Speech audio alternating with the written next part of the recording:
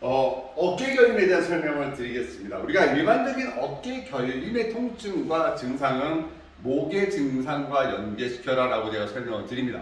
왜냐하면 어깨는 내장의 자율신경 밸런스의 문제와 수면 부족, 피로, 스트레스의 문제가 어깨로 그대로 발현되기도 합니다. 어깨 승모근이라는 근육은 우리 인체의 부교감의 에너지와 연관이 되죠. 그래서 오른쪽은 간의 에너지, 왼쪽은 심장과 위장의 스트레스적 요소를 같이 품게 됩니다. 그리고 목의 자세와 질환이 결국 어깨와 연결된다는 것을 여러분들 잊지 마시기 바랍니다. 사실은 통증이라는 증상과 가동성의 범위를 두 가지를 같이 놓고 보는 게 통상적인 원리입니다. 그러나 어깨 결림과 움직임의 문제는 오십견이든지 회전근개 파열이든지 아니면 증상의 문제 때문에 가동성의 문제인지를 정확하게 구분하는 게 중요합니다. 여러분들이 이 자세적 요소의 목의 통증을 어깨와 연결시키는 방법들을 더 많이 연구하시길 바라고요. 또한 이 주변의 가동성의 범위는 관절의 움직임하고도 상당히 많은 연관이 됩니다. 특히 이 어깨는 흉쇄관절, 견쇄관절, 견갑상완관절이라는 세 개의 관절에 더 많은 에너지가 집중이 되어집니다. 또 하나는 이 어깨의 세 개의 관절과 연관되어지는 근육적 요소의 핵심적 근육과 그 다음에 중심적 근육, 그 다음에 보조적인 근육들이 세 개의 연관성을 갖게 됩니다. 그래서 대흉근, 대원근, 광배근은 우리 몸의 메이저 근육이라고 하는 핵심의 어떤 요소를 갖게 되죠.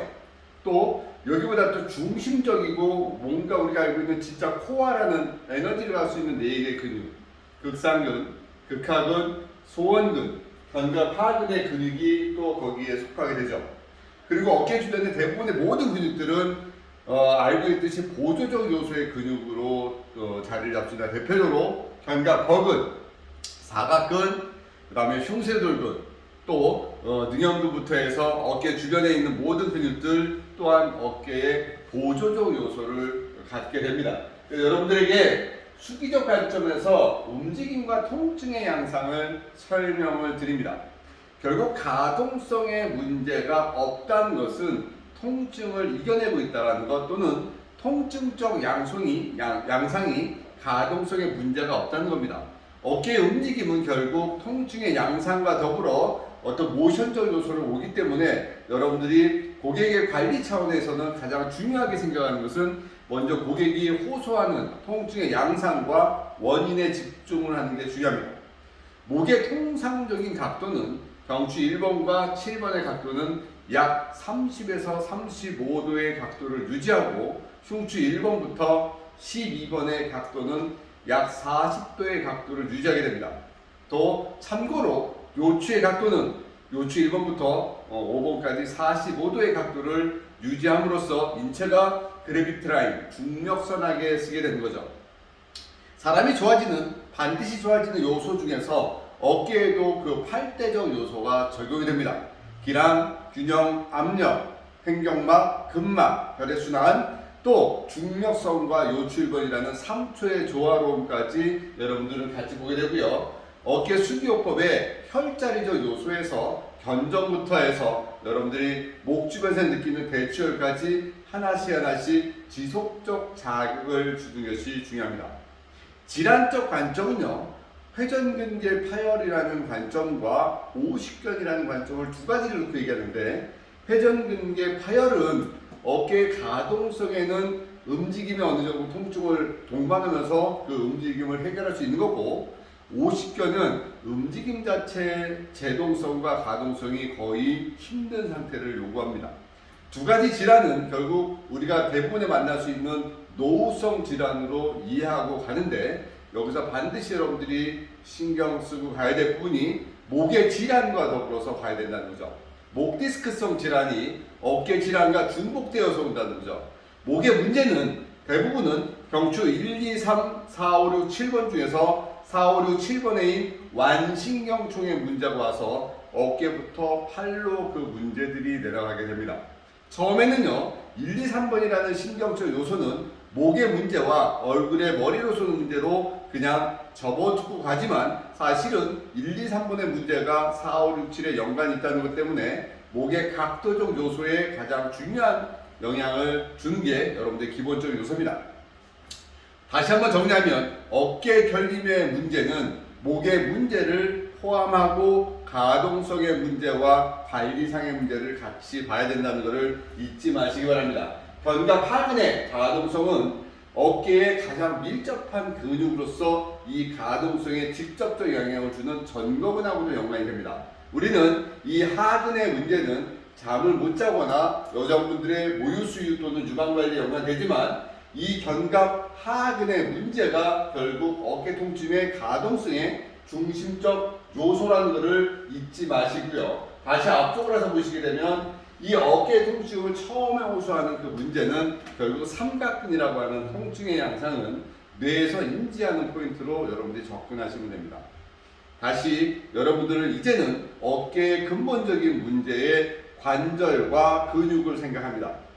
여러분들이 고객을 관리하면서 현상적 요소의 포인트에 집중하는 것은 누구나 다 할 수 있는 첫 번째 관리고, 직접 고객의 문제를 해결할 수 있는 방법은 그 통증의 양상의 원인적 요소와 가동성의 문제와 관절의 문제, 그리고 리가멘트와 텐던의 과정에서 텐던이 힘줄이 인체에서 연관되는 통증을 찾아내는데 그 중심을 이루는 것이 가장 중요합니다. 그래서 여러분들에게 포인트와 과정을 설명을 드리고자 합니다. 자, 고객이 오셨을 때 우리는 이 고객을 오시는 증상에서부터 가동성을 먼저 보게 됩니다. 팔의 움직임이 어디까지 오는지, 또는 가동성을 할 때 통증이 어떻게 오는지 고객이 먼저 말씀하는 것을 내가 먼저 듣습니다. 고객이 호소하는 것을 가장 첫 번째 인지하지 않으면 우리는 여러분들이 오류에 빠지게 되는 거죠. 고객은 분명히 삼각근의 통증을 호소할 겁니다. 그 다음에 이 부분의 통증을 묘사합니다. 잠을 잘 때 아프다든지, 물건을 들 때 아프든지, 아니면 어깨를 어떤 방향을 유지할 때 통증이 온다는 것을 분명히 호소를 합니다. 고객이 호소하는 그 자리를 우리는 아시혈이라고 하고, 그 아시혈이라는 포인트를 중심으로 해서 이제 우리는 어깨의 전체적인 요소를 봅니다. 자, 어깨의 가동성은 다른 것보다 관절의 가동성이 충분하게 나올 수 있는 풀 ROM의 동작이 나오게 됩니다. 그러나 나이가 들면 가동성이라는 것은 본인이 인지하지 못하지만 가동성은 분명히 제한이 옵니다. 그래서 항상 정상 쪽의 어깨의 가동성을 같이 체크해서 이 반대쪽의 어깨와 이쪽의 어깨를 통해서 상대방의 어깨를, 상대쪽의 어깨를 유치해서 봅니다. 그리고 나서는 이제 여기 어깨에 연관되어 있는 관절들에 대한 생각을 하게 되죠.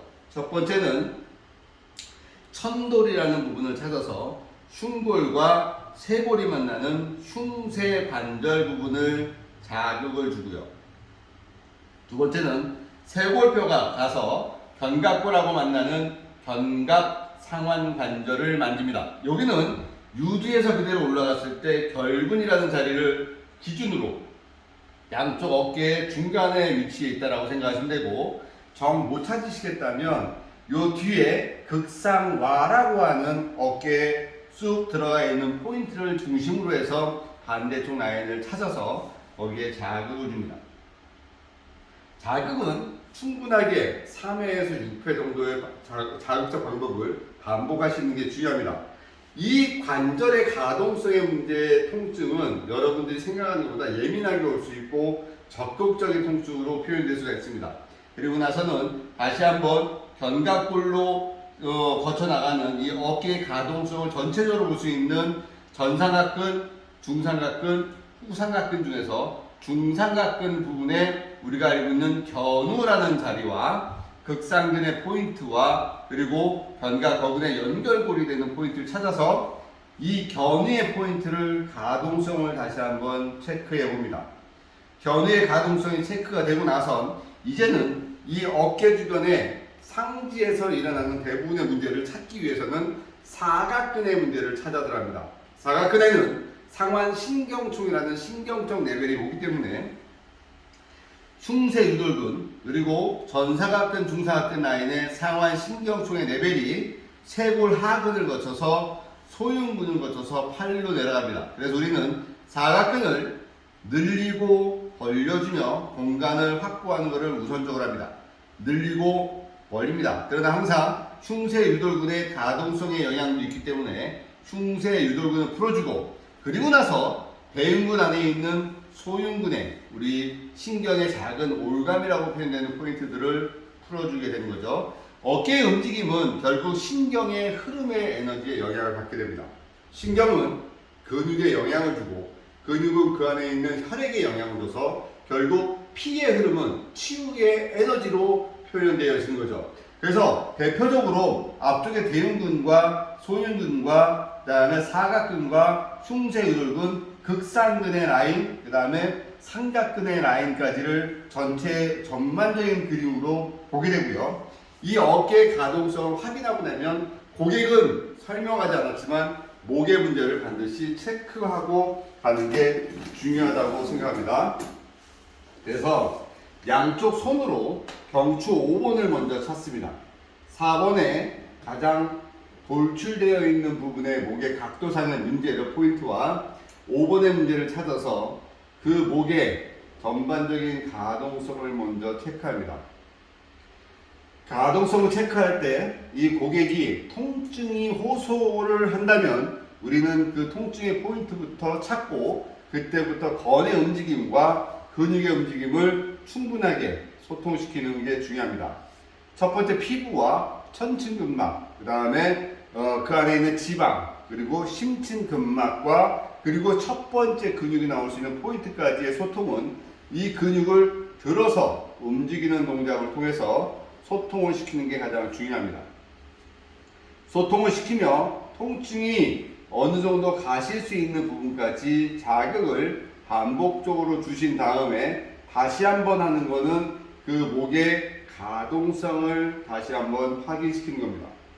목의 가동성과 통증의 양의 변화가 있다면 그거는 스스로 치유의 에너지가 해결되는 거죠. 그랬을 때 목에서 통증의 양이 줄어들었을 때 어깨에서 움직이는 가동성도 확인합니다.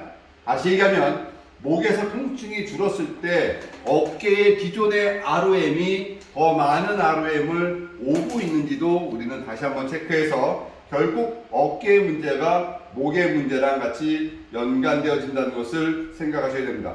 전반적인 전반에 있는 어깨의 문제와 이제 후반부에 있는 근육을 보면서 생각해 보겠습니다. 자, 우리는 등 속에 있는 이 근육 중에서 이 극하근이라는 근육과 능형근이라는 근육을 갖고 있는 승모근, 천층의 근육, 그리고 극상근이라는 근육과 소원근이라는 근육과 요 전거근이라는 근육의 조화로움을 설명합니다. 다시 얘기하면 능형근과 견갑거근은 견갑 배신경의 지배고, 극상근과 극하근은 견갑 상신경의 지배고, 이 전거근은 장흉신경의 지배를 받아서 얘네의 전반적인 모든 문제는 사각근을 뚫고 나오는 근복상의 문제로 진행이 됩니다. 그래서 어깨의 움직임은 PPT에 나와 있었던 그림처럼 어깨의 가동성의 움직임에 가장 큰 비중을 주고 이 극하근의 움직임을 해결할 수 있는 동작적 노쇠의 포인트를 풉니다. 물론 천종이라는 자리와 우리가 견종이라는 자리, 또 이 능형근의 그림을 전체적인 자극을 주면서 통증의 양상을 해결하지만 항상 고객은 가장 현재 심하다고 하는 통증의 양상이 나타날 때는 그 증상을 꼭 이기면서 관리를 하시면 안 된다는 거죠. 왜냐하면 현재 고객이 통증이 심하다는 것은 머리에서 전달되어지고 몸으로 오는 하나의 신경 전달상에 문제가 와서 이 날카롭고 고통스러운 상황이 더 많은 자극이 주어지지 않도록 그때는 말초의 혈액순환에 신경을 씁니다. 예를 들어서 손목의 움직임, 어깨의 움직임보다는 팔꿈치의 움직임을 먼저 가동성을 주면서, 그리고 어깨의 움직임이 어느 정도의 통증의 양상을 줄 때까지는 반복적인 요소로 시간을 벌어주셔야 됩니다.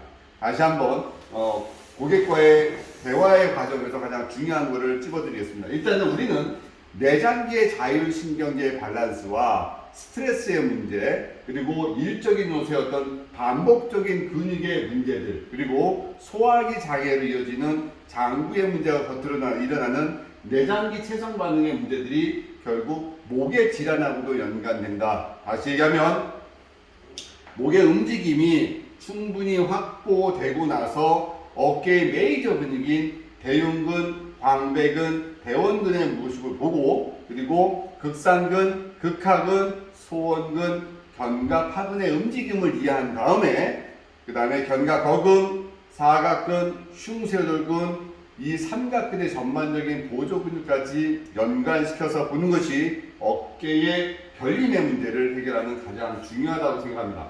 어깨 결림이란 통증을 이겨가면서 움직일 때 우리가 결림이라고 정의를 내리고, 어깨의 가동성의 문제까지 와서 움직임에 제약을 줘서 문제가 생긴 것은 어깨의 결림의 단계가 넘어가는 거죠. 고객이 호소하는 단계는 항상 극단적인 표현의 가장 큰 통증으로 표현됩니다. 우리는 그 증상을 이해하고 접근하기 위해서는 정확한 진단과 근육과 경락과 그다음에 관절에 대한 흐름을 이해하시고 보셔야 됩니다. 어깨의 가장 중요한 것은 가동성이 풀 ROM이 나와서 우리 인체가 움직임을 줄 때 통증이 없는 것이 중요하다고 생각합니다. 다시 한번 목의 움직임부터 한번 체크합니다. 목의 움직임의 가동성이 고객이 통증을 호소하지 않는 범위 내에서 움직임이 나오는 것을 먼저 확인합니다. 두 번째, 목에 문제가 없다면 어깨의 움직임을 다시 한번 확인해서 어깨에 문제가 있다면 그 동작에 작동하는 근육을 여러분들이 체크하시고, 그 근육의 지배적 요소인 상위 레벨의 신경적 요소를 다시 한번 체크합니다. 연관되어지는 근육과 연관되어지는 보조적 근육의 움직임과 아고니스트와 안타고니스트, 기랑과 또는 우리가 이게 반대의 힘으로 적용하는 있는 대안근의 근육도 같이 생각을 해야 됩니다. 결국 우리는 이 현재의 근육의 통증을 현상으로 보는 게 아니라 반대의 균형적 요소의 움직임과 그 다음에 현재 아픈 자리를 전체적인 균형으로 보시게 됩니다.